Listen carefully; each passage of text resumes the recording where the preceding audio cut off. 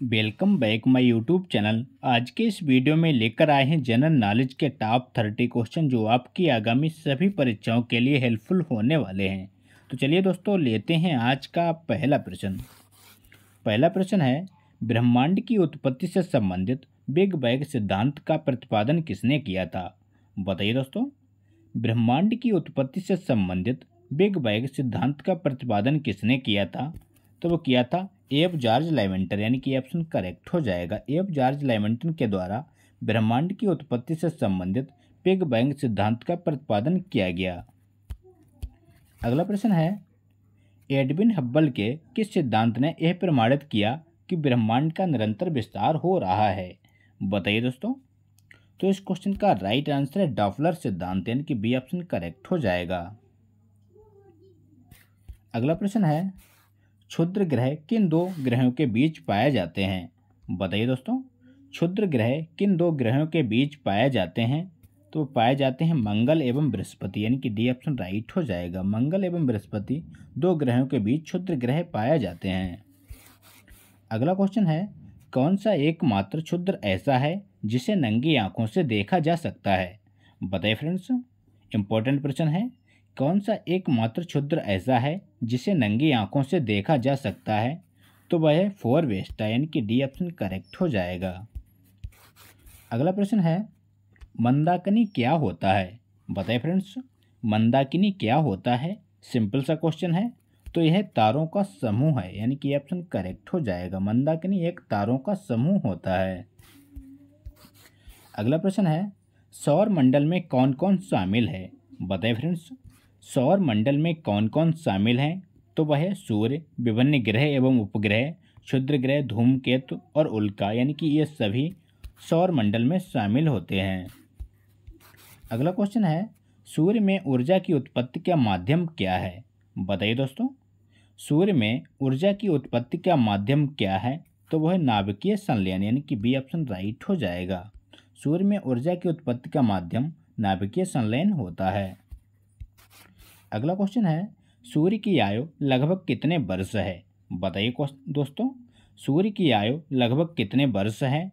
तो वह लगभग 5 बिलियन वर्ष, यानी कि ऑप्शन राइट हो जाएगा। सूर्य की आयु लगभग 5 बिलियन वर्ष है।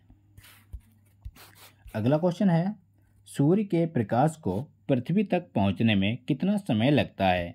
बताइए दोस्तों, सूर्य के प्रकाश को पृथ्वी तक पहुंचने में कितना समय लगता है? तब लगता है 8 मिनट 16 सेकेंड, यानी कि सी ऑप्शन राइट हो जाएगा। अगला प्रश्न है, सूर्य से निकलने वाली सौर ज्वाला को उत्तरी ध्रुव पर क्या कहते हैं? बताइए दोस्तों, सूर्य से निकलने वाली सौर ज्वाला को उत्तरी ध्रुव पर क्या कहते हैं? तो वो कहते हैं ऑरेरा बोरियलिस, यानी कि ए ऑप्शन करेक्ट हो जाएगा। अगला क्वेश्चन है, हैली नामक धूमकेतु या पुच्छल तारे का परिभ्रमण काल कितने वर्ष का है? बताइए दोस्तों, हैली नामक धूमकेतु या पुच्छल तारे का परिभ्रमण काल कितने वर्ष का है?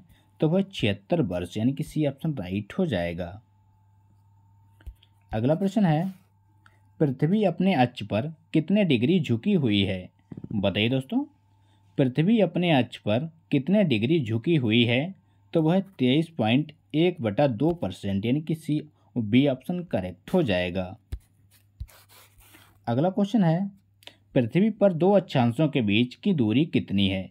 बताइए दोस्तों, पृथ्वी पर दो अक्षांशों के बीच की दूरी कितनी है?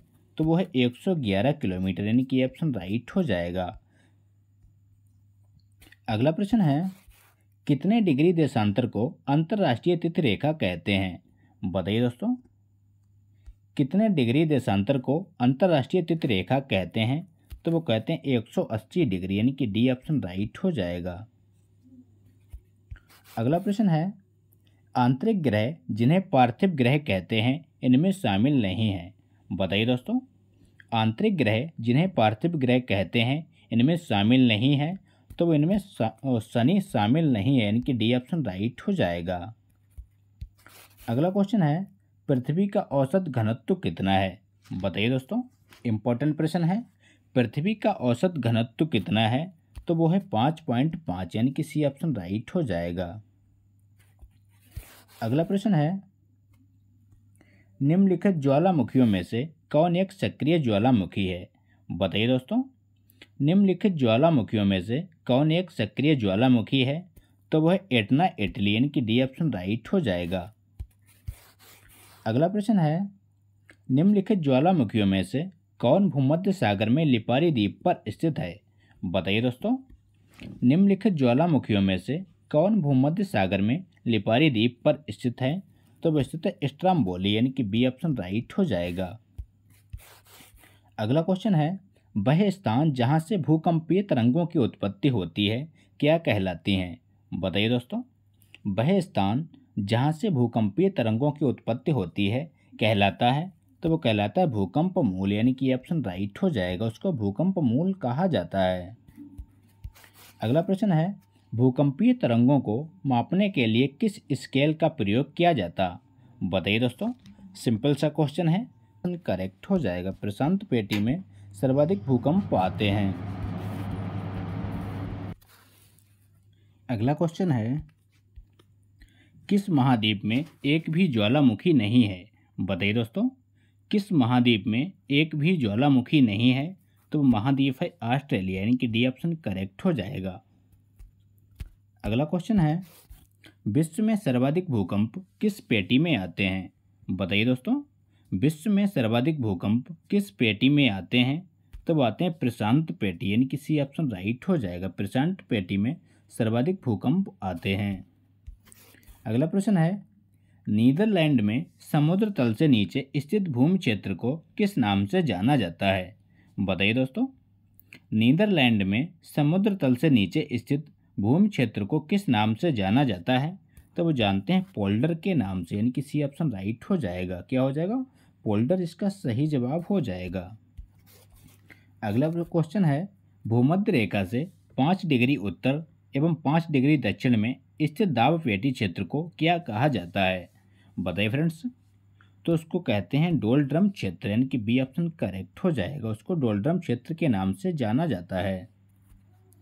अगला प्रश्न है, उपोषण उच्च दाब पेटी को अन्य किस प्रचलित नाम से जाना जाता है?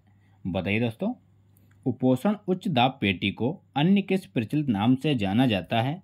तो वो जानते हैं अश्व अक्षांश क्षेत्र, यानी कि ये ऑप्शन राइट हो जाएगा।